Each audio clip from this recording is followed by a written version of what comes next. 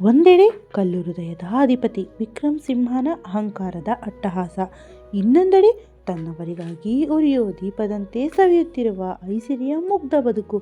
ವಿಧಿಯಾಟದ ಈ ವಿಚಿತ್ರ ಸವಾಲಿನಲ್ಲಿ ಅಹಂಕಾರದ ಅರಮನೆಗೆ ಪ್ರೀತಿಯ ಅಧಿಪತಿಯಾಗಿ ಐಸಿರಿ ಪ್ರವೇಶಿಸುವುದು ಹೇಗೆ? ಕತ್ತಲ ಹಾದಿಯಲ್ಲಿ ಸಿಲುಕಿದ ಐಸಿರಿಯ ಪಾಲಿಗೆ ವಿಕ್ರಮ್ ರಕ್ಷಕನಾಗುತ್ತಾನೋ ಅಥವಾ ಭಕ್ಷಕನಾಗುತ್ತಾನೋ ನೋಡಿ.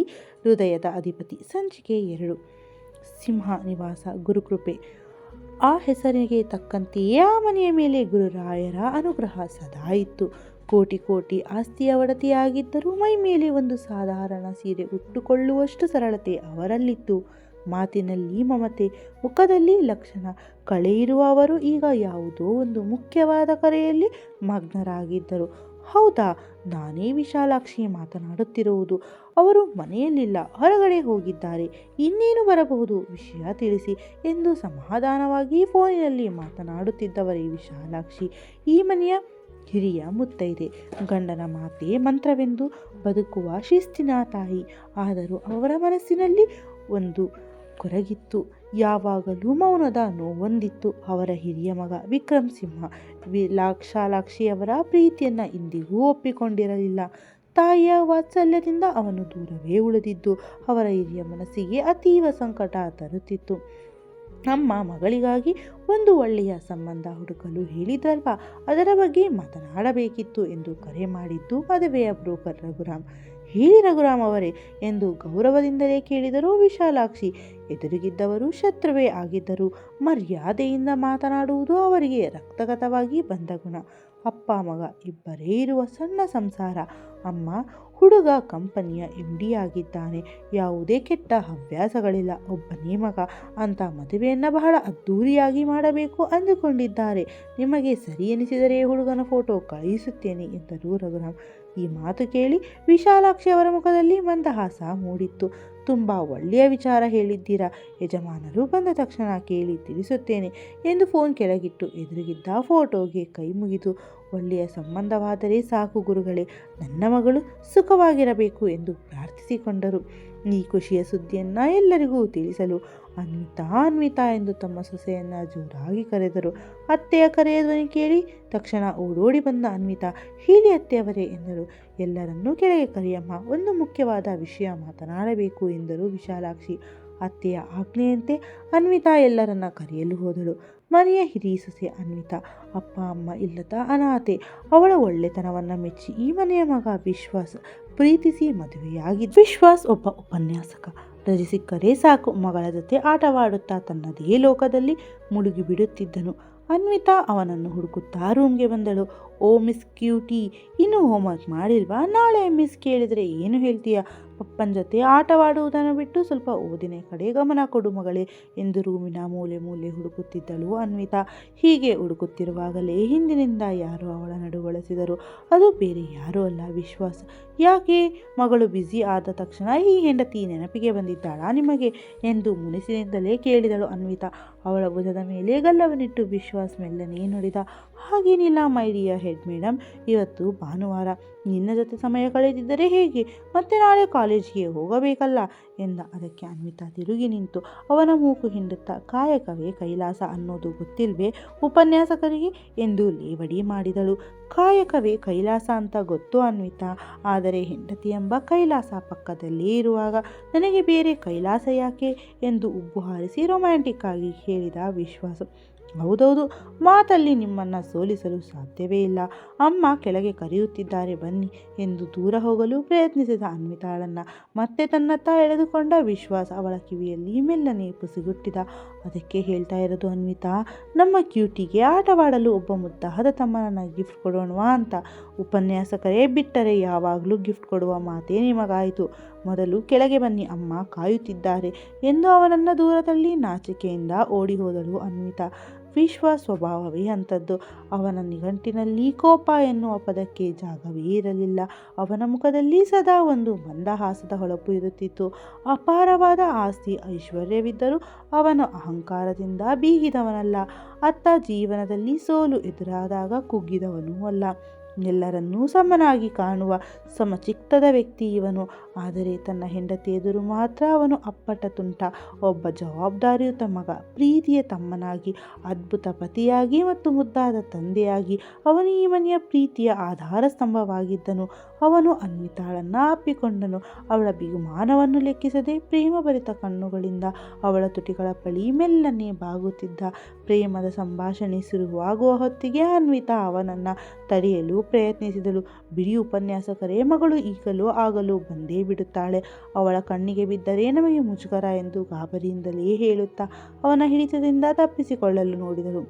ತಕ್ಷಣ ವಿಶ್ವಾಸ ಅವಳ ನಡುವನ್ನು ಮತ್ತಷ್ಟು ಬಿಗಿಯಾಗಿ ಅಪ್ಪಿಕೊಂಡು ಅದರ ಜೇನನ್ನು ಸವಿಯಲು ಮುಂದಾಗುತ್ತಿದ್ದ ಕ್ಷಣದಲ್ಲಿ ದೂರದಿಂದ ಪಪ್ಪಾ ಪಪ್ಪಾ ಎಂದು ಕೂಗಿ ಇಡೀ ರೂಮಿನಲ್ಲಿ ಪ್ರತಿಧ್ವನಿಸಿತು.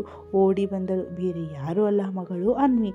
ಮನೆಯವರೆಲ್ಲ ಪ್ರೀತಿಯಿಂದ ಕ್ಯೂಟಿ. ಪ್ರತಿ ಬಾರಿಯೂ ಅಪ್ಪ ಅಮ್ಮನ ಏಕಾಂತದ ಸಂಭಾಷಣೆಗೆ ಮಧುರವಾದ ಅಡ್ಡಿಪಡಿಸುವವಳೆ ಈ 4.5 ವರ್ಷದ ಪುಟಾಣಿ. ದುಂಡನೆಯ ಕೆನ್ನೆ, ಕೆತ್ತಿದಂತಹ ಗಿಣಿಮೂಗು, ಪುಟಾಣಿ ಕಂಗಳು ಮತ್ತು ಐಸ್ ಕ್ರೀಮ್ಗೆ ಜಾಮೂನ್ ಬೆರೆಸಿದಷ್ಟು ಸಿಹಿಯಾದ ಅವಳ ಧ್ವನಿ ಯಾರನ್ನಾದರೂ ಮರಳು ಮಾಡುವಂತಿತ್ತು. ಅನ್ವಿತಾ ಎಂದು ಮಗಳನ್ನು ಎತ್ತಿ ಮುದ್ದಾಡಿದ ವಿಶ್ವಾಸ್. ಬಾ ಮಗಳೇ, ನೋಡು ನಿಮ್ಮ ಈಜಿಪ್ಟ್ ಮಮ್ಮಿ ಏನೇನೋ ಓವರ್ ಡ್ರಾಮಾ ಮಾಡುತ್ತಿದ್ದಾರೆ. ನೀನೇ ಇವರನ್ನು ಒಂದು ಕೈ ನೋಡು ಎಂದು ಮಗಳಿಗೆ ಚಾಡಿ ಹೇಳಿದ. ಮಮ್ಮಿ, ಎಷ್ಟು ಸಲ ಹೇಳಬೇಕು ನಿಮಗೆ ಆ 90s ದಶಕದ ಹಳೆಯ ಕಾಲದ ಡ್ರಾಮಾ ಮಾಡಬೇಡ ಅಂತ ಎಂದು ಮಗಳು ತನ್ನ ಅಪ್ಪನ ಪರವಾಗಿ ಬ್ಯಾಟಿಂಗ್ ಶುರು ಮಾಡಿದಳು. ಈ ಅಪ್ಪ ಮಗಳ ಜೋಡಿ ಸೇರಿದರೆ ಸಾಕು, ಅಮ್ಮನನ್ನು ಕಾಲೆಳೆಯುವುದೇ ಇವರ ಮುಖ್ಯ ಕೆಲಸ. ಹೌದು, ನಾನು ಓಲ್ಡ್ ಫ್ಯಾಷನ್ ಡ್ರಾಮಾ ಮಾಡ್ತಿದ್ದೀನಿ. ಹಾಗಾದರೆ ನಿಮ್ಮಪ್ಪ ಯಾರು ಎಂದು ಅನ್ವಿತಾ ಸೊಂಟದ ಮೇಲೆ ಕೈ ಇಟ್ಟು ಕೇಳಿದಳು. ಪಪ್ಪ ಯಾವಾಗಲೂ ಅಪ್ಡೇಟೆಡ್ ಆಗಿರ್ತಾರೆ ಮಮ್ಮಿ, ನೀವೇ ಔಟ್ಡೇಟೆಡ್ ಎಂದು ಅನ್ವಿ ಗಂಭೀರವಾಗಿ ಹೇಳಿದಾಗ ವಿಶ್ವಾಸ್ ಖುಷಿಯಿಂದ ನಗುತ್ತಾ ಚಪ್ಪಾಳೆ ತಟ್ಟಿದ. ಸರಿಯಾಗಿ ಹೇಳಿದೆ ಮಗಳೇ, ನಿಮ್ಮ ಮಮ್ಮಿ ಪಕ್ಕಾ ಔಟ್ಡೇಟೆಡ್ ಎಂದು ಇಬ್ಬರು ಸೇರಿ ಅನ್ವಿತಾಳನ್ನು ಹಂಗಿಸಿದರು. ಅನ್ವಿತಾಳಿಗೆ ಈಗ ನಿಜವಾಗಿಯೂ ಸಿಟ್ಟು ಬಂತು. 9 ತಿಂಗಳು ಹೊಟ್ಟೆಯಲ್ಲಿಟ್ಟುಕೊಂಡು ಜನ್ಮ ಕೊಟ್ಟಿದ್ದಕ್ಕೆ ಈ ಕಾಡು ಪಾಪ ನನ್ನನ್ನೇ ಔಟ್ಡೇಟೆಡ್ ಅಂತಿದೆಯಲ್ಲ. ಹೋಗಿ, ನಿಮ್ಮಿಬ್ಬರ ಜೊತೆ ನಾನು ಮಾತನಾಡುವುದಿಲ್ಲ ಟೂ ಎಂದು ಕೋಪದಿಂದ ಅಲ್ಲಿಂದ ಹೊರಟಳು. ಅವಳು ಹೋಗುವುದನ್ನು ನೋಡಿ ವಿಶ್ವಾಸ್ ಮಗಳ ಕಿವಿಯಲ್ಲಿ ಮೆಲ್ಲಗೆ ಪುಸುಗುಟ್ಟಿದ. ಮಗಳೇ, ಈ ಹಳೆಯ ಮಾಡೆಲ್ ಹೊಸ ಮಾಡೆಲ್ ಥರ ಓವರ್ ಡ್ರಾಮಾ ಮಾಡ್ತಿದೆ. ಇನ್ನು ಸ್ವಲ್ಪ ಕಾಡಿದರೆ ಮನೆಯಲ್ಲಿ ಪ್ರಳಯವಾದರೂ ಆಗಬಹುದು. ತಕ್ಷಣ ಅನ್ವಿ ಪ್ಲೇಟ್ ಬದಲಾಯಿಸಿ, ಪಪ್ಪ, ನನ್ನ ಸ್ಕೂಲ್ ಫ್ರೆಂಡ್ಸ್ ಮಮ್ಮಿಗಳೆಲ್ಲ ಪಕ್ಕಾ ಓಲ್ಡ್ ಮಾಡೆಲ್, ಆದರೆ ನಮ್ಮ ಮಮ್ಮಿ ಮಾತ್ರ ತುಂಬ ಬ್ಯೂಟಿಫುಲ್ ಎಂದು ಅಮ್ಮನ ಮನವೊಲಿಸಲು ನೋಡಿದಳು. ಆ ಮಾತಿಗೆ ಅನ್ವಿತಾಳ ಮುಖದಲ್ಲಿ ಸಣ್ಣದೊಂದು ನಗು ಮೂಡಿತ್ತು. ಆದರೂ ಅದನ್ನು ತೋರಿಸಿಕೊಳ್ಳದೆ ಬಾಗಿಲ ಬಳಿ ನಿಂತು ಅವರ ಮುಂದಿನ ಮಾತನ್ನು ಕೇಳಿಸಿಕೊಳ್ಳುತ್ತಿದ್ದಳು.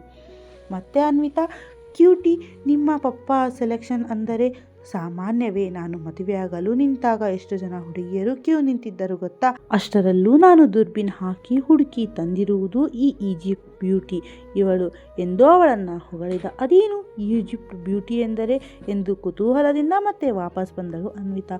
ಅಂದರೆ ಅದೇ ಅನ್ವಿತಾ, ಈಜಿಪ್ಟ್ ಮಮ್ಮಿಗಳ ಹೆಡ್ ಮೇಡಮ್ ಅಂತ ಎಂದು ಹೇಳಿ ಮಗಳ ಸಮೇತ ಅಲ್ಲಿಂದ ವಿಶ್ವಾಸ್ ಜೋರಾಗಿ ನಗುತ್ತಾ ಓಡಿಯೇ ಹೋದ. ನೀವಿಬ್ಬರು ಕಾಡು ಪಾಪಗಳು, ನಿಮಗೆ ಇದೇ ಮಾರಿ ಹಬ್ಬ ಎಂದು ಬೈದುಕೊಳ್ಳುತ್ತಾ ಅನ್ವಿತಾ ಸುಮ್ಮನಾದಳು. ಅವಳಿಗೆ ಇವೆಲ್ಲವೂ ಈಗ ದಿನನಿತ್ಯದ ಅಭ್ಯಾಸವಾಗಿ ಹೋಗಿದೆ. ನಂತರ ಅವಳು ತನ್ನ ತಂಗಿ ದೀಪ್ತಿಯನ್ನು ಕರೆಯಲು ಅವಳ ರೂಮ್ಗೆ ಹೋದಾಗ ದೀಪ್ತಿ ಆಗಲೇ ತಾಯಿಯ ಬಳಿ ತೀವ್ರವಾಗಿ ವಾದ ಮಾಡುತ್ತಿದ್ದಳು. ಅಮ್ಮ, ನಿಮಗೆ ಎಷ್ಟು ಸಲ ಹೇಳಬೇಕು ನನಗೆ ಈಗಲೇ ಮದುವೆ ಬೇಡ ಅಂತ? ಈಗಷ್ಟೇ MTech ಜಾಯಿನ್ ಆಗಿದ್ದೀನಿ. ಫೀಸ್ ಎಷ್ಟು ಕಟ್ಟಬೇಕು ಅಂತ ನಿಮಗೆ ಗೊತ್ತಿದೆ ಅಲ್ವಾ?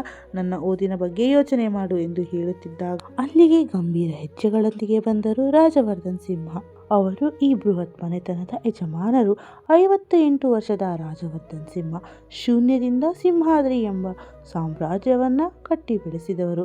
ಈಗ ತಮ್ಮೆಲ್ಲ ಶೈಕ್ಷಣಿಕ ಸಂಸ್ಥೆಗಳ ಜವಾಬ್ದಾರಿಯನ್ನು ಹಿರಿಯ ಮಗನಿಗೆ ವಹಿಸಿ ವಿಶ್ರಾಂತಿ ಪಡೆಯುತ್ತಿದ್ದಾರೆ. ಆದರೆ ಅವರ 2ನೇ ಮಗ ವಿಕ್ರಮ್ ಸಿಂಹ ಮಾತ್ರ ತಾನು ಕಟ್ಟಿದ ಸಂಸ್ಥೆಗಳತ್ತ ತಿರುಗಿಯೂ ನೋಡುವುದಿಲ್ಲ ಎಂಬ ಕೊರಗು ಅವರ ಮನಸ್ಸನ್ನು ಸದಾ ಚುಚ್ಚುತ್ತಿದೆ. ಆಯಿತು ಬಿಡು ಮಗಳೇ, ನಿನಗೆ ಇನ್ನು ನಾವು ಮದುವೆ ಮಾಡುವ ವಿಚಾರ ಎತ್ತಿ ಹಿಂಸಿಸುವುದಿಲ್ಲ. ಆದರೆ ಒಂದು ಮಾತು, ನಿನ್ನ MTech ಮುಗಿದ ಕೂಡಲೇ ಮದುವೆ ಆಗಲೇಬೇಕು, ಆಯಿತಾ ಎಂದು ಮಗಳ ತಲೆ ಸವರುತ್ತಾ ಪ್ರೀತಿಯಿಂದ ಕೇಳಿದರು ರಾಜವರ್ಧನ್. ಓಕೆ ಡ್ಯಾಡಿ ಎಂದು ಅವರನ್ನು ಪ್ರೀತಿಯಿಂದ ಅಪ್ಪಿಕೊಂಡರು ದೀಪ್ತಿ. ಮನೆಯಲ್ಲಿ ಎಲ್ಲರಿಗಿಂತಲೂ ದೀಪ್ತಿಯ ಮೇಲೆ ತಂದೆಗೆ ಅತೀವ ಪ್ರೀತಿ. ವಿಶಾಲಾಕ್ಷಿ ಮತ್ತು ರಾಜವರ್ಧನ್ ದಂಪತಿಯ ಮುದ್ದಿನ ಮಗಳು ಈ ದೀಪ್ತಿ. ನೋಡಲು ಸಾಕ್ಷಾತ್ ತರೆಗೆಳೆದ ಅಪ್ಸರಂತೆ ಸುಂದರಿ. ಆದರೆ ಅವಳಿಗೊಂದು ಗುಟ್ಟಿನ ಆಸೆ ಇದೆ. ಓದು ಮುಗಿದ ಮೇಲೆ ತಾನು ಇಷ್ಟಪಟ್ಟವನನ್ನೇ ಮದುವೆಯಾಗಬೇಕು ಎಂಬ ಹುಚ್ಚುತನ ಅವಳದ್ದು. ಆ ಪ್ರೇಮದ ವಿಚಾರವನ್ನು ಅವರು ಯಾರಿಗೂ ಹೇಳಿಲ್ಲ. ಮುಂದೆ ಅದೇ ಅವಳ ಬದುಕಿಗೆ ಮುಳ್ಳಾಗಬಹುದು ಎಂಬ ಅರಿವಿಲ್ಲದ ಅರಮನೆಯ ಅರಗಿನಿ ಅವಳು. ದೀಪ್ತಿಯ ಖುಷಿಯೇ ಇಡೀ ಮನೆಯ ಸಂಭ್ರಮ. ಆದರೆ ಮನೆಯ ಒಬ್ಬ ವ್ಯಕ್ತಿಗೆ ಮಾತ್ರ ಎಲ್ಲರ ಖುಷಿಯನ್ನು ಕಂಡರೆ ಸಂತೋಷವೂ ಇಲ್ಲ, ಅತ್ತ ದುಃಖವೂ ಇಲ್ಲ. ಅಷ್ಟಕ್ಕೂ ಆ ವ್ಯಕ್ತಿ ಕಣ್ಣ ಮುಂದೆ ಬಂದ ಕೂಡಲೇ ಎಲ್ಲರ ಮುಖದ ಮೇಲಿನ ನಗು ಮಾಯವಾಗುವುದರಲ್ಲಿ ಎರಡೂ ಮಾತಿಲ್ಲ. ರಜಾ ದಿನಗಳಲ್ಲಿ ಆತನಿಗೆ ಈ ಮನೆ ಉಸಿರುಗಟ್ಟುವಂತೆ ಭಾಸವಾಗುತ್ತದೆ. ಹಾಗಾಗಿಯೇ ಅವನು ಹೆಚ್ಚಿನ ಸಮಯವನ್ನು ಫಾರ್ಮ್ ಹೌಸ್, ರೆಸಾರ್ಟ್ ಅಥವಾ ಪಬ್ಗಳಲ್ಲಿ ಕಳೆಯಲು ಇಚ್ಛಿಸುತ್ತಾನೆ. ಅವಳ ಬಾಲಂಗೋಚಿಯಂತೆ PA ಹರೀಶ್ ಯಾವಾಗಲೂ ಜೊತೆಗಿರುತ್ತಾನೆ. ದಪ್ಪನೆಯ ಜೀನ್ಸ್, ಕಪ್ಪು ಟೀ ಶರ್ಟ್ ಮೇಲೆ ಕ್ರೀಮ್ ಬಣ್ಣದ ಕೋಟ್ ಧರಿಸಿ ಗತ್ತಿನಿಂದ ಮೆಟ್ಟಿಲಿಳಿದು ಅವನು ಬರುತ್ತಿದ್ದಂತೆ ಹಾಲಿನಿದ್ದವರೆಲ್ಲ ತಮ್ಮ ಹರಟೆ ನಿಲ್ಲಿಸಿ ಮೂಕ ವಿಸ್ಮಿತರಾಗಿ ನೋಡತೊಡಗಿದ್ದರು. ಆದರೆ ಪುಟಾಣಿ ಅನ್ವಿಗೆ ಇವೆಲ್ಲ ಏನು ತಿಳಿಯುತ್ತದೆ? ಅವಳು ಮಾತ್ರ ಅವನನ್ನು ಕಂಡು ಖುಷಿಯಿಂದ ಚಿಕ್ಕು ಚಿಕ್ಕು ಎಂದು ಕೂಗುತ್ತಾ ಓಡಿ ಬಂದಳು. ಆ ಮಗುವಿಗೆ ಇದುವರೆಗೆ ಅವನಿಂದ ಒಂದು ಅಕ್ಕರೆಯ ಮಾತು ಕೇಳಿಲ್ಲ. ಅಪ್ಪಿ ಮುದ್ದಾಡಿದ ಋಣವೂ ಇಲ್ಲ. ಆದರೂ ಆ ಕೊಂದ ಬಾಯ್ತುಂಬ ಚಿಕ್ಕು ಎಂದು ಕರೆದಾಗ ಎದುರಿಗೆ ಬರುತ್ತಿದ್ದ ವಿಕ್ರಮ್ ಸಿಂಹ ಮಾತ್ರ ಅವಳನ್ನು ದುರುಗುಟ್ಟಿ ನೋಡಿದ. ಅನ್ವಿ, ಸುಮ್ಮನಿರು ಎಂದು ತಾಯಿ ಅನ್ವಿತಾ ಸನ್ನೆ ಮಾಡಿದರೂ ಕೇಳದ ಆ ಮಗು ಅವನ ಹತ್ತಿರ ಹೋಗಿ ತಾನು ಬಿಡಿಸಿದ ಚಿತ್ರವನ್ನು ತೋರಿಸುತ್ತಾ, ಚಿಕ್ಕು, ನಾನು ಮಾಡಿರೋ ಈ ಡ್ರಾಯಿಂಗ್ ಹೇಗಿದೆ ನೋಡು ಎಂದು ತಾನು ಬಣ್ಣ ಹಚ್ಚಿದ ಕಾಮನ ಬಿಲ್ಲಿನ ಚಿತ್ರವನ್ನು ತೋರಿಸಿದಳು. ಆದರೆ ವಿಕ್ರಮ್ ಅವಳ ಕಡೆ ತಿರುಗಿಯೂ ನೋಡದೆ ಮುಂದೆ ಸಾಗಿದ. ಅವನ ಈ ಹೊರಟು ವರ್ತನೆ ಮನೆಯವರಿಗೇನು ಹೊಸತಲ್ಲ. ಅವನು ಈ ಮನೆಯವರ ಬಗ್ಗೆ ಎಂದು ತಲೆ ಕೆಡಿಸಿಕೊಂಡವನಲ್ಲ. ರಾಜವರ್ಧನ್ ಅವರು ಹಿಂದೆ ತೆಗೆದುಕೊಂಡ ಒಂದು ನಿರ್ಧಾರವೇ ವಿಕ್ರಮ್ ಎಂದು ಕಲ್ಲಾಗಲು ಕಾರಣವಾಗಿತ್ತು. ಕಳೆದ 22 ವರ್ಷಗಳಿಂದ ಅಪ್ಪ ಮಗ ಮಾತನಾಡಿದ್ದೇ ಇಲ್ಲ. ಆ ಪುಟ್ಟ ಮಗುವಿನ ಮುಖ ಬಾಡುವುದನ್ನು ಕಂಡ ವಿಶಾಲಾಕ್ಷಿ ಅವರು ಮನನೊಂದು, ವಿಕ್ರಮ್, ಅವಳು ಅಷ್ಟೊಂದು ಪ್ರೀತಿಯಿಂದ ನಿನಗೆ ಡ್ರಾಯಿಂಗ್ ತೋರಿಸುತ್ತಿದ್ದಾಳೆ ಅಲ್ವಾ? ಮನೆಯಲ್ಲಿ ಎಲ್ಲರಿಗೂ ತೋರಿಸಿ ಈಗ ನಿನ್ನ ಬಳಿ ಬಂದಿದ್ದಾಳೆ. ಒಮ್ಮೆ ನೋಡಪ್ಪ, ಮಗು ಬಹಳ ಆಸೆ ಪಟ್ಟುತ್ತಿದೆ ಎಂದರು. ಆ ಮಾತು ಕೇಳಿ ವಿಕ್ರಮ್ ಮೆಲ್ಲಗೆ ತಿರುಗಿ ನಿಂತು ತನ್ನ ಕಂಚಿನ ಕಂಠದಲ್ಲಿ ಹೇಳಿದ, ನನಗೆ ಬೇಡದ ವ್ಯಕ್ತಿಗಳ ವಿಚಾರಕ್ಕೆ ಕಿವಿಗೊಟ್ಟು ಅಭ್ಯಾಸವಿಲ್ಲ. ಹಾಗೆಯೇ ಬೇಡದ ವಿಚಾರದಲ್ಲಿ ತಲೆ ಹಾಕುವ ಆಸೆಯೂ ನನಗಿಲ್ಲ ಎಂದು ಹೇಳಿ ಅಲ್ಲಿಂದ ಹೊರಡಲು ಅನುವಾದ. ತಕ್ಷಣ ಅಲ್ಲಿಗೆ ಬಂದ ವಿಶ್ವಾಸ್, ಏನ್ರಿ ಅಮ್ಮ ಅಷ್ಟೊಂದು ಪ್ರೀತಿಯಿಂದ ಮಾತನಾಡಿಸುತ್ತಿದ್ದಾರೆ, ಆದರೆ ನೀವು ಈ ರೀತಿ ಉತ್ತರ ಕೊಡುತ್ತಿದ್ದೀರಲ್ಲ, ಇದು ಸರಿಯೇ ಎಂದು ಗದರಿಸಿದ. ಅವನ ಮಾತಿಗೆ ವಿಕ್ರಮ್ ವ್ಯಂಗ್ಯವಾಗಿ ನಗುತ್ತಾ, ಹೆಲೋ ಬ್ರದರ್, ನನ್ನ ವಿಚಾರಕ್ಕೆ ಬರಬೇಡ ಎಂದು ನಿನಗೆ ಮೊದಲೇ ಎಚ್ಚರಿಕೆ ನೀಡಿದ್ದೆ. ನಿನ್ನಲ್ಲಿ ಎಲ್ಲರನ್ನೂ ಕ್ಷಮಿಸುವ ದೊಡ್ಡ ಗುಣವಿರಬಹುದು, ಆದರೆ ವಿಕ್ರಮ್ ಸಿಂಹಗೆ ಅಂತಹ ಉದಾರ ಗುಣವಿಲ್ಲ ಎಂದು ಹೇಳುತ್ತಾ ವಿಶಾಲಾಕ್ಷಿ ಅವರ ಕಡೆ ತೀಕ್ಷ್ಣ ನೋಟ ಬೀರುತ್ತಾ ಮುಂದುವರೆಸಿದ, ನನಗೆ ಜನ್ಮ ನೀಡಿದ ಹೆಂಗಸನ್ನ ತಾಯಿ ಎಂದು ಕರೆಯುವಷ್ಟು ದೊಡ್ಡ ಆ್ಯಕ್ಟರ್ ನಾನಲ್ಲ. ಅವರು ರಾಜವರ್ಧನ್ ಅವರಿಗೆ ಹೆಂಡತಿಯಾಗಿರಬಹುದು, ಆದರೆ ನನಗಲ್ಲ. ನನ್ನ ಮೇಲೆ ಅಧಿಕಾರ ಚಲಾಯಿಸುವ ಹಕ್ಕು ಅವರಿಗೆ ಎಂದೂ ಇರಲಿಲ್ಲ, ಮುಂದೆಯೂ ಬರುವುದಿಲ್ಲ ಎಂದು ಕಠೋರವಾಗಿ ಹೇಳಿದ. ನನ್ನ ಮೇಲೆ ಆಧಿಪತ್ಯ ಸ್ಥಾಪಿಸಲು ಮನೆಯವರೆಲ್ಲ ಬ್ಯುಸಿಯಾಗಿದ್ದಾರೆ, ಆದರೆ ನೆನಪಿರಲಿ, ನನಗೆ ಯಾರೂ ಇಲ್ಲ. ನಾನು ಏಕಾಂಗಿ. ಇದು ವಿಕ್ರಮ್ ಸಿಂಹನ ಓನ್ ಮ್ಯಾನ್ ಶೋ ಎಂದು ಹೊರಗೆ ಹೋಗಲು ಹೊರಟಾಗ ಆ ಮಗು ಮತ್ತೆ ಅಡ್ಡ ಬಂದು, ನಾವೆಲ್ಲ ಇದ್ದೀವಲ್ಲ ಚಿಕ್ಕು ಎಂದು ಮುಗ್ಧವಾಗಿ ಕೇಳಿತು. ಅನ್ವಿಗೆ ತನ್ನ ಚಿಕ್ಕಪ್ಪ ಎಂದರೆ ಹೇಳಲಾಗದ ಪ್ರೀತಿ. ಅವನ ಜೊತೆ ಮಾತನಾಡಬೇಕು, ಆಚೆ ಹೋಗಬೇಕು, ಐಸ್ ಕ್ರೀಮ್ ತಿನ್ನಬೇಕು ಎಂಬ ಎಷ್ಟೊಂದು ಆಸೆಗಳು ಆ ಪುಟ್ಟ ಮನಸ್ಸಿನಲ್ಲಿದ್ದರು. ಆದರೆ ವಿಕ್ರಮ್ ಅವಳ ಕಡೆ ಗುರಾಯಿಸಿ ವ್ಯಂಗ್ಯವಾಗಿ ನಗುತ್ತಾ, ನಿನ್ನ ವಯಸ್ಸಿನಲ್ಲಿ ನಾನು ಕೂಡ ಹೀಗೆ ಅಂದುಕೊಂಡಿದ್ದೆ, ಎಲ್ಲರೂ ನಮ್ಮವರು ಅಂತ, ಆದರೆ ಅದೆಲ್ಲ ಸುಳ್ಳು ಎನ್ನುತ್ತಾ ಅವಳ ಕೈಯಲ್ಲಿದ್ದ ಚಿತ್ರದ 7 ಬಣ್ಣಗಳನ್ನು ತೋರಿಸಿ, ಇಲ್ಲಿರೋ 7 ಬಣ್ಣಗಳಿಗಿಂತ ಹೆಚ್ಚಿನ ಬಣ್ಣಗಳು ಇಲ್ಲಿರೋ ಮನುಷ್ಯರಲ್ಲಿದೆ ಅನ್ವಿ. ನೀನು ನನ್ನ ಹಾಗೆ ದೊಡ್ಡವಳಾಗು, ಆಗ ನಿನಗೆ ಸತ್ಯ ಗೊತ್ತಾಗುತ್ತದೆ ಎಂದ. ಎಷ್ಟು ಕಲರ್ಸ್ ಇರುತ್ತದೆ ಚಿಕ್ಕು ಎಂದು ಮುಗ್ಧವಾಗಿ ಪ್ರಶ್ನಿಸಿದಳು ಅನ್ವಿ. ಅದನ್ನು ಲೆಕ್ಕ ಹಾಕಲು ನಾನು ನಿಮ್ಮಪ್ಪನ ಹಾಗೆ ಲೆಕ್ಚರರ್ ಅಲ್ಲ, ಹೋಗಿ ಅವನನ್ನೇ ಕೇಳಿಕೊ ಎಂದು ಆ ಚಿತ್ರವನ್ನು ಅವಳ ಕೈಗಿಟ್ಟು ಗಡುಸಾಗಿ ನುಡಿದು ಬಿರುಸಾಗಿ ಹೊರನಡೆದ. ಅವನ ಗಡುಸು ಧ್ವನಿ, ಕೋಪದ ಮುಖ ಆ ಮಗುವಿಗೆ ಅಭ್ಯಾಸವಾಗಿದ್ದರು. ಪಾಪ ಅನ್ವಿ ತುಟಿಕ್ ಪಿಟಿಕ್ ಎನ್ನದೆ ಮುಖ ಉಬ್ಬಿಸಿಕೊಂಡಳು. ಪಾಪ ಚಿಕ್ಕು ಯಾಕೆ ಯಾವಾಗಲೂ ಹೀಗೆ ಕೋಪ ಮಾಡಿಕೊಳ್ಳುತ್ತಾರೆ ಎಂದು ಅನ್ವಿ ತನ್ನ ತಂದೆಯನ್ನ ಕೇಳಿದಳು. ಮಗಳ ಬಳಿ ಬಂದ ವಿಶ್ವಾಸ್, ಚಿಕ್ಕಪ್ಪನಿಗೆ ಕೋಪ ಸ್ವಲ್ಪ ಜಾಸ್ತಿ ಮಗಳೇ, ಅದಕ್ಕೆ ಯಾವಾಗಲೂ ಹೀಗಿರುತ್ತಾನೆ ಎಂದು ಅವಳನ್ನು ಸಮಾಧಾನ ಪಡಿಸಿದ. ಅವರ ಕೋಪ ಕಮ್ಮಿ ಆಗಬೇಕೆಂದರೆ ಏನು ಮಾಡಬೇಕು ಪಪ್ಪ ಎಂದು ಅನ್ವಿ ಕೇಳಿದ ಮುಗ್ಧ ಪ್ರಶ್ನೆಗೆ ದೀಪ್ತಿ ನಗುತ್ತಾ ಉತ್ತರಿಸಿದಳು, ಚಿಕ್ಕಿ ಬರಬೇಕು ಕಣೆ ಬಂಗಾರಿ, ಅವಳು ಬಂದಾಗಲೇ ಇವನ ಅಹಂಕಾರ ಕರಗುವುದು. ಚಿಕ್ಕಿ ಅಂದರೆ ಯಾರು ಪಪ್ಪ ಎಂದು ಕಣ್ಣರಿಸಿ ಕೇಳಿದಳು ಪುಟಾಣಿ ಅನ್ವಿಗೆ. ವಿಶ್ವಾಸ್ ನಗುತ್ತಾ ಉತ್ತರಿಸಿದ, ಹೌದು ಕ್ವೀಟಿ, ಎಂತಹ ಚಿಕ್ಕಿ ಬರಬೇಕು ಅಂದರೆ ಅವಳು ಬಂದ ಮೇಲೆ ನಿಮ್ಮ ಚಿಕ್ಕು ಕೊಡೋ ಪ್ರವಚನವನ್ನೆಲ್ಲ ನಿಲ್ಲಿಸಿ ಅವರನ್ನೇ ಪಂಡಿತರನ್ನಾಗಿ ಮಾಡಬೇಕು, ಅವರಿಗೆ ಮಾತನಾಡಲು ಅವಕಾಶವೇ ಸಿಗದ ಹಾಗೆ ಮಾಡೋ ಚಿಕ್ಕಿ ಅವಳು ಎಂದು ವಿವರಿಸಿದಾಗ ಅನ್ವಿ ತಕ್ಷಣ ತಕ್ಷಣ ಓಡಿ ಹೋಗಿ ಮನೆಯಲ್ಲಿರುವ ರಾಯರ ಫೋಟೋದ ಮುಂದೆ ನಿಂತರು. ರಾಘವೇಂದ್ರ ಸ್ವಾಮಿಗಳೇ, ನಮ್ಮ ಚಿಕ್ಕುಗೆ ಕೋಪ ತುಂಬ ಜಾಸ್ತಿ. ಆ ಕೋಪ ಕಮ್ಮಿ ಆಗಬೇಕಾದರೆ ಚಿಕ್ಕಿ ಬರಬೇಕಂತೆ. ಪ್ಲೀಸ್ ಅವರನ್ನು ಬೇಗ ಕಳುಹಿಸಿಬಿಡಿ ಎಂದು ಮುಕ್ತವಾಗಿ ಬೇಡಿಕೊಂಡಳು ಅನ್ವಿ. ಆ ಪುಟ್ಟ ಕಂದನ ನಿಷ್ಕಲ್ಮಶ ಬೇಡಿಕೆಯನ್ನು ರಾಯರು ಈಡೇರಿಸದೇ ಇರುತ್ತಾರೆಯೇ? ರಾತ್ರಿ 9 ಗಂಟೆಯ ಸಮಯ. ನಗಳು ಪ್ರೀತಿಯಿಂದ ಬಡಿಸಿದ ಊಟವನ್ನು ಮುಗಿಸಿ ಕೈ ತೊಳೆದುಕೊಂಡ ರಮಣಾಕಾಂತ್ ಅವರಿಗೆ ಮನಸ್ಸಿನಲ್ಲಿ ಒಂತರಹ ಸಂಕಟ ಶುರುವಾಗಿತ್ತು. ನನಗಾಗಿ ಈ ಮಗಳು ಇನ್ನೆಷ್ಟು ವರ್ಷ ಹೀಗೆ ಕಷ್ಟಪಡಬೇಕು ಎಂಬ ಚಿಂತೆ ಅವರನ್ನು ಕಾಡುತ್ತಿತ್ತು. ಅಪ್ಪ, ಈ ಕಷಾಯ ಕುಡಿಯಿರಿ, ಅರ್ಧ ಗಂಟೆ ಬಿಟ್ಟು ಈ ಮಾತ್ರೆ ಹಾಕಿಕೊಳ್ಳಿ. ಕುಡಿಯಲು ನೀರು ಇಲ್ಲೇ ಇಟ್ಟಿದ್ದೀನಿ ನೋಡಿ. ಆ ಫ್ಲಾಸ್ಕಿನಲ್ಲಿ ಬಿಸಿ ನೀರಿದೆ. ಕರೆಂಟ್ ಹೋದರೆ ಈ ಎಮರ್ಜೆನ್ಸಿ ಬಲ್ಬ್ ತಾನಾಗಿಯೇ ಉರಿಯುತ್ತದೆ. ಇಲ್ಲೇ ನಿಮ್ಮ ಇನ್ಹೇಲರ್ ಕೂಡ ಇದೆ. ಉಸಿರಾಟಕ್ಕೆ ತೊಂದರೆಯಾದರೆ ಬಳಸಿ. ಇನ್ನೇನಾದರೂ ಮರೆತಿದ್ದೇನಾ ಅಪ್ಪ ಎಂದು ಕೇಳುತ್ತಾ ತನ್ನ ಲ್ಯಾಪ್ಟಾಪ್ ಬ್ಯಾಗ್ ಸಿದ್ಧಪಡಿಸಿಕೊಂಡು ಕನ್ನಡಿಯಲ್ಲಿ ಒಮ್ಮೆ ಮುಖ ನೋಡಿಕೊಂಡಳು ಐಸಿರಿ. ಕೆಲಸಕ್ಕೆ ಹೊರಡುವ ಮುನ್ನ ಅಪ್ಪನಿಗೆ ಬೇಕಾದ ಪ್ರತಿಯೊಂದು ವಸ್ತುವನ್ನು ಅವರ ಕೈಗೆ ಸಿಗುವಂತೆ ಜೋಡಿಸಿ ಹೋಗುವುದು ಐಸಿರಿಯ ದಿನನಿತ್ಯದ ಅಭ್ಯಾಸವಾಗಿತ್ತು. ಎಲ್ಲ ಇಟ್ಟಿದ್ದೀಯಮ್ಮ, ಇನ್ನೇನೂ ಇಲ್ಲ ಬಿಡು ಎಂದರು ಬೇಸರದಿಂದ. ಮುಂದುವರೆಸಿದರು, ಇದೆಲ್ಲ ಯಾಕಮ್ಮ? ನಿನ್ನ ಬದುಕಿನ ದಾರಿ ನೋಡಿಕೊಂಡು ಮದುವೆಯಾಗಿ ಹೋಗಬಾರದೆ? ನಿನಗೆ ಯಾಕೆ ಇಷ್ಟು ಕಷ್ಟ? ಒಳ್ಳೆಯ ಸಂಬಂಧಗಳು ಬರುತ್ತಿವೆಯಲ್ಲ, ಹೋಗಬಾರದೇ ತಾಯಿ ಎಂದು ನೊಂದು ನುಡಿದರು. ಅದಕ್ಕೆ ಐಸಿರಿ ನಗುತ್ತಾ, ಅಪ್ಪ, ಯಾವಾಗಲೂ ಮದುವೆಯ ಬಗ್ಗೆ ಹೇಳಬೇಡಿ. ಮೊದಲು ದ್ವಿತ್ ಓದು ಮುಗಿಯಲಿ, ಆಮೇಲೆ ನಿಮ್ಮ ಕಾಲಿನ ಆಪರೇಷನ್ ಆಗಲಿ, ನಂತರ ನನ್ನ ಮದುವೆ ನೋಡೋಣ ಎಂದು ಸಮಾಧಾನ ಪಡಿಸುತ್ತಿದ್ದಾಗಲೇ ಅಲ್ಲಿಗೆ ವಿದ್ಯುತ್ ಪ್ರವೇಶಿಸಿದ. ಎಷ್ಟು ಸಲ ನೆನಪಿಸುತ್ತೀಯ ನಿನ್ನ ಮದುವೆಯ ಬಗ್ಗೆ? ನಾನು ಓದು ಮುಗಿಸಿ ಕೆಲಸಕ್ಕೆ ಸೇರಿದ ಮೇಲೆ ಬರುವ ಮೊದಲ 3 ತಿಂಗಳ ಸಂಬಳದಲ್ಲಿ ನಿನ್ನ ಮದುವೆ ಮಾಡೋದೆ ನನ್ನ ಮೊದಲ ಕೆಲಸ. ಹೊರಗಡೆ ಹೋದರೆ ಎಲ್ಲರೂ ನಿನ್ನ ಬಗ್ಗೆ ಕೇಳುತ್ತಾರೆ. ಇನ್ನು ನಿನ್ನಕ್ಕ ದುಡಿಯೋಲ್ಲೇ ಓದುತ್ತಿದ್ದೀಯಾ ಎಂದು ಹಂಗಿಸುತ್ತಾರೆ. ಎಲ್ಲರ ಹತ್ತಿರ ಡಂಗೂರ ಸಾರಿದ್ದೀಯಾ ಅಲ್ವಾ ಎಂದು ಊರಿದುಂಬಿರುವಂತೆ ಕೇಳಿದ ವಿದ್ಯುತ್ ಹೆಸರಿನಷ್ಟೇ ಎಲ್ಲದರಲ್ಲಿ ಮುಂದಿದ್ದರೂ ಮನೆಯ ಜವಾಬ್ದಾರಿ ಹೊರಲು ಮಾತ್ರ ಸಿದ್ಧನಿರಲಿಲ್ಲ. ಬರೀ ಮೋಜು ಮಸ್ತಿ ಮಾಡುವ ಆಸೆ ಅವನದ್ದು.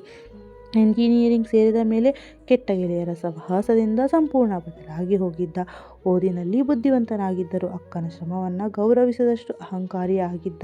ಅಕ್ಕನ ದುಡ್ಡಲ್ಲಿ ಓದುತ್ತಿದ್ದೀಯಾ ಎಂದು ಯಾರಾದರೂ ಕೇಳಿದರೆ ಅದರ ಸಿಟ್ಟನ್ನು ಐಸಿರಿಯ ಮೇಲೆ ತೀರಿಸಿಕೊಳ್ಳುವ ಸ್ವಭಾವ ಅವನದ್ದು.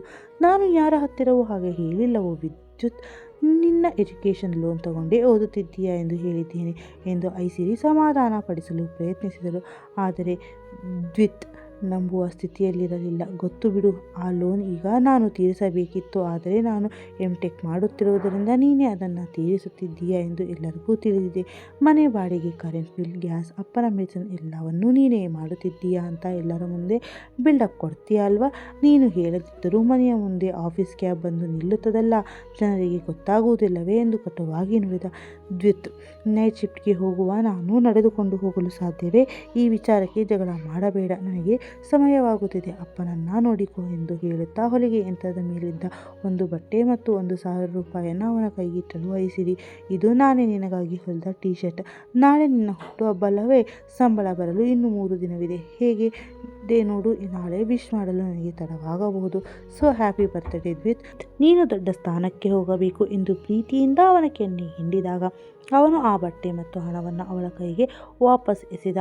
ಅಮ್ಮ ತಾಯಿ, ಈ ಕಿತ್ತೋಗಿರೋ ಬಟ್ಟೆ ಹಾಕಿಕೊಂಡು ನಾನು ಸಿಂಹಾದ್ರಿ ಇನ್ಸ್ಟಿಟ್ಯೂಟ್ಗೆ ಹೋಗಬೇಕಾ? ನಾನೇನು ಕಸ ಗುಡಿಸುವವನು ಅಂದುಕೊಂಡಿದ್ದೀಯಾ? ನಾನು ಕ್ಲಾಸ್ ಲೀಡರ್ ಗೊತ್ತಾ? ನನ್ನ ಮಾನ ತೆಗೆಯಬೇಡ. ಇನ್ನು ಈ 1,000 ರೂಪಾಯಿ ಯಾವುದಕ್ಕೆ ಸಾಕು? ನನ್ನ ಫ್ರೆಂಡ್ಸ್ ಕುಡಿಯುವ ಒಂದು ಕಾಫಿಯು 500ಕ್ಕಿಂತ ಹೆಚ್ಚಿರುತ್ತದೆ. ಹೋಗು ಇಲ್ಲಿಂದ ಎಂದು ಅವಳ ಮನಸ್ಸಿಗೆ ತೀವ್ರ ನೋವುಂಟು ಮಾಡಿದ. ಪ್ರೀತಿಯಿಂದ ಬಟ್ಟೆ ಹೊಲಿದಿದ್ದ ಐಸಿರಿಯ ಕಣ್ಣಲ್ಲಿ ನೀರು ತುಂಬಿಕೊಂಡಿತ್ತು. ಅಷ್ಟೊಂದು ಕಷ್ಟಪಟ್ಟು ಬ್ಲೌಸ್ ಹೊಲಿದು ಸಂಪಾದಿಸಿದ 1,000 ರೂಪಾಯಿ ಅದು. ಇದನ್ನು ಕಂಡ ರಮಣಾಕಾಂತ್ ರೇಗಿ ಹೋದರು. ದ್ವಿತ್, ಅವಳು ಎಷ್ಟು ಕಷ್ಟಪಟ್ಟು ನಿನ್ನ ಓದಿಗೆ ತೊಂದರೆಯಾಗಬಾರದು ಎಂದು ಹಗಲು ರಾತ್ರಿ ದುಡಿಯುತ್ತಿದ್ದಾಳೆ. ನಿನಗೆ ಸ್ವಲ್ಪವೂ ನಾಚಿಕೆಯಾಗುವುದಿಲ್ಲವೇ? ಅವಳು ಈ ಹೊತ್ತಿಗೆ ಮದುವೆಯಾಗಿ ಸುಖವಾಗಿರಬೇಕಾಗಿತ್ತು. ಆದರೆ ನಿನಗಾಗಿ ಇಲ್ಲಿ ಕಷ್ಟಪಡುತ್ತಿದ್ದಾಳೆ ಎಂದು ಗದರಿಸಿದರು. ಆದರೆ ವಿದ್ಯುತ್ ಅದಕ್ಕೆ ಸೊಪ್ಪು ಹಾಕಲಿಲ್ಲ. ನಾನೇನು ಬಿಟ್ಟಿಯಾಗಿ ತಿನ್ನುತ್ತಿಲ್ಲ. ಅವಳು ಮಾಡಿದ್ದನ್ನು ಆಮೇಲೆ ತೀರಿಸುತ್ತೇನೆ. ಇವಳ ಮದುವೆ ಖರ್ಚು ಸುಮ್ಮನೆ ಬರುತ್ತದೆಯೇ? ಈಗೆಲ್ಲ ಮುಗಿಸಿ ಹೋದರೆ ಆಮೇಲೆ ಗಂಡನ ಮನೆಯವರನ್ನು, ಅವರ ಮಕ್ಕಳನ್ನು ಎಲ್ಲರನ್ನೂ ನಾವೇ ನೋಡಿಕೊಳ್ಳಬೇಕಲ್ಲವೇ ಎಂದು ಮನಬಂದಂತೆ ಮಾತನಾಡಿದ. ಬಾಯಿ ಮುಚ್ಚು, ಇನ್ನೊಂದು ಮಾತನಾಡಿದರೆ ಕೆನ್ನೆ ಕೆಂಪಾಗುತ್ತದೆ ಎಂದು ರಮಣಾಕಾಂತ್ ಕೆಮ್ಮುತ್ತಾ ಕೂಗಾಡಿದಾಗ ಐಸಿರಿ ಓಡಿ ಬಂದು ಅವರಿಗೆ ನೀರು ಕುಡಿಸಿ ಸಮಾಧಾನಿಸಿದಳು. ಅಪ್ಪ ನೀವು ಸುಮ್ಮನಿರಿ, ನಾನು ಮಾತನಾಡುತ್ತೇನೆ ಎಂದು ತಮ್ಮನ ಕಡೆಗೆ ತಿರುಗಿ ಗಟ್ಟಿಯಾಗಿ ಹೇಳಿದಳು. ದ್ವಿತ್, ಇವತ್ತು ಹೇಳ್ತಾ ಇದ್ದೀನಿ ಕೇಳಿಸಿಕೊ. ನಿನ್ನಿಂದ 1 ರೂಪಾಯಿ ಕೂಡ ಖರ್ಚು ಮಾಡಿಸಿಕೊಳ್ಳುವುದಿಲ್ಲ ನಾನು. ಬೇಕಿದ್ದರೆ ಮದುವೆಯಾಗದೆ ಹಾಗೆ ಇರುತ್ತೇನೆ. ನನ್ನ ಮದುವೆ ನಿನ್ನಿಂದ ಆಯಿತು ಎಂಬ ಮಾತು ಬರಲು ಬಿಡುವುದಿಲ್ಲ. ನಿನ್ನಿಂದ ನನಗೆ ಅರಿಶಿನ ಕುಂಕುಮ ಕೂಡ ಬೇಡ, ಖಂಡಿತ ಎಂದು ನೊಂದು ನುಡಿದು ಅಳುತ್ತಾ ಹೊರಗೆ ಬಂದು ಕ್ಯಾಬ್ ಹತ್ತಿದಳು. ದ್ವಿತ್ಗೆ ಅದೆಲ್ಲ ಯಾವುದೂ ತಲೆಗೆ ಹೋಗಲೇ ಇಲ್ಲ. ಅವನು ನೆಟ್ಟಗೆ ಊಟ ಮಾಡಿ ಎದ್ದು ಹೋದ. ಆದರೆ ರಮಣಕಾಂತ್ ರಾಯರ ಫೋಟೋ ನೋಡಿ ಕಣ್ಣೀರು ಹಾಕುತ್ತಾ ಬೇಡಿಕೊಂಡರು. ರಾಯರೇ, ಸಾಕು ಇವಳ ಕಷ್ಟ. ಅವಳ ಬದುಕಿನಲ್ಲಿ ನೊಂದು ಬೆಂದಿದ್ದು ಸಾಕು. ನಾನು ಕಣ್ಣು ಮುಚ್ಚುವ ಮುನ್ನ ಆ ಮಗು ಸುಖವಾಗಿ ಗಂಡನ ಮನೆ ಸೇರುವ ಭಾಗ್ಯ ಕರುಣಿಸಿ. ಕ್ಯಾಬ್ ಹತ್ತಿದ ಐಸಿರಿ ಕಣ್ಣೀರು ಹಾಕುತ್ತಾ ಕುಳಿತಿದ್ದಳು. ಕ್ಯಾಬ್ನಲ್ಲಿ ಅವಳೊಬ್ಬಳೇ ಇದ್ದಳು. ತಲೆಯಲ್ಲಿ ತಮ್ಮ ಆಡಿದ ಚುಚ್ಚು ಮಾತುಗಳೇ ಸುಳಿಯುತ್ತಿದ್ದವು. ತಾವು ಎಷ್ಟೇ ಸೇವೆ ಮಾಡಿದರೂ ಈ ಜಗತ್ತು ಅದೆಷ್ಟು ಅಲ್ಪವಾಗಿ ಕಾಣುತ್ತದೆ ಎಂಬ ನೋವು ಅವಳನ್ನು ಕಾಡುತ್ತಿತ್ತು. ಆಗ ಕ್ಯಾಬ್ ಡ್ರೈವರ್ ಯಾರಿಗೆ ಫೋನ್ ಮಾಡಿ ಗುಟ್ಟಾಗಿ ಹೇಳಿದ, ಅಣ್ಣ, ನೀವು ಹೇಳಿದ ಹಾಗೆಯೇ ಕ್ಯಾಬ್ನಲ್ಲಿ ಮೇಡಮ್ ಒಬ್ಬರೇ ಇದ್ದಾರೆ. ನೀವು ಹೇಳಿದ ಜಾಗಕ್ಕೆ ಬರುತ್ತಿದ್ದೇನೆ. ಇತ್ತ ಕಡೆಯಿಂದ ಯಾವುದೋ ಒಬ್ಬ ಕ್ರೂರ ವ್ಯಕ್ತಿ ಜೋರಾಗಿ ನಗುತ್ತಾ ಉತ್ತರಿಸಿದ, ಬರಲಿ ಬರಲಿ. ಹೇಳು ರಮ್ಯಾ ಎಂದವಳಿಗೆ. ಲೇ ಐಸು, ಎಲ್ಲಿದ್ದೀಯಾ? ಲೇಟ್ ಆಯಿತು ಎಂದು ಕೇಳಿದ ಗೆಳತಿ ರಮ್ಯಾ. ಕ್ಯಾಬ್ನಲ್ಲಿದ್ದೀನಿ ಕಣೆ, ಇನ್ನೇನು ಬರ್ತೀನಿ ಎನ್ನುತ್ತಾ ಐಸಿರಿ ಸುತ್ತಮುತ್ತ ಗಮನಿಸಿದಾಗ ಅವಳಿಗೆ ಆಘಾತವಾಗಿತ್ತು. ಆಫೀಸ್ ಹೋಗುವ ರಸ್ತೆ ಬಿಟ್ಟು ಕ್ಯಾಬ್ ಬೇರೆ ಎಲ್ಲೋ ಕಾಡು ದಾರಿಯಲ್ಲಿ ಸಾಗುತ್ತಿತ್ತು. ಐಸಿರಿ ಈಗ ಏನು ಮಾಡುತ್ತಾಳೆ ಎಂಬುದನ್ನು ಮುಂದಿನ ಸಂಚಿಕೆಯಲ್ಲಿ ತಿಳಿದುಕೊಳ್ಳೋಣ. ಅಲ್ಲಿಯವರೆಗೂ ಕಾಯ್ತಾ ಇರಿ. ಹಾಗೆ ಅದಕ್ಕೂ ಮೊದಲು ಕಥೆಯ ಬಗ್ಗೆ ನಿಮ್ಮ ಅನಿಸಿಕೆಯನ್ನು ದಯವಿಟ್ಟು ಕಮೆಂಟ್ ಮಾಡಿ. ಜೊತೆಗೆ ಚಾನಲನ್ನು ಮರೆಯದೆ ಸಬ್ಸ್ಕ್ರೈಬ್ ಮಾಡಿಕೊಂಡು ಈ ಕನ್ನಡತಿಯನ್ನು ಪ್ರೋತ್ಸಾಹಿಸಿ.